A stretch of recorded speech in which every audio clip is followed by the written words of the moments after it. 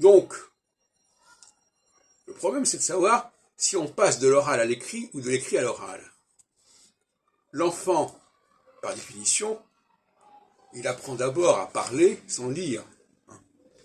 Donc il passe de l'oral à l'écrit, éventuellement, quand il aborde l'écrit, il a déjà l'oralité, et donc il va essayer de retrouver dans l'écrit ce qu'il sait déjà à l'oral.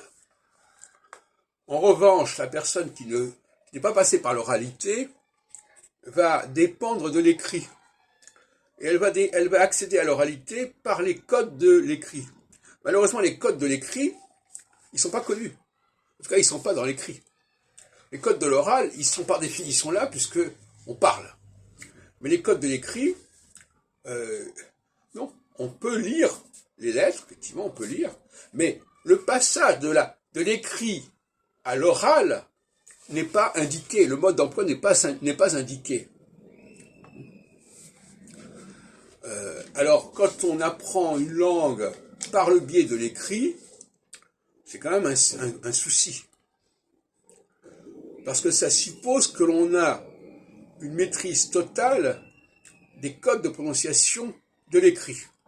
Or, ces codes de prononciation se perdent. Et il y a ce que j'appelle l'autre jour une schizophrénie. C'est-à-dire que les gens, d'un côté, ils apprennent l'écrit, et de l'autre côté, ils parlent l'oral. Et entre les deux, on ne sait pas très bien ce qui se passe. Hein, c'est ma main gauche, ma main droite. Voilà. Donc, on ne sait pas très bien. Ils sont bipolaires, ils fonctionnent sur deux registres parallèles.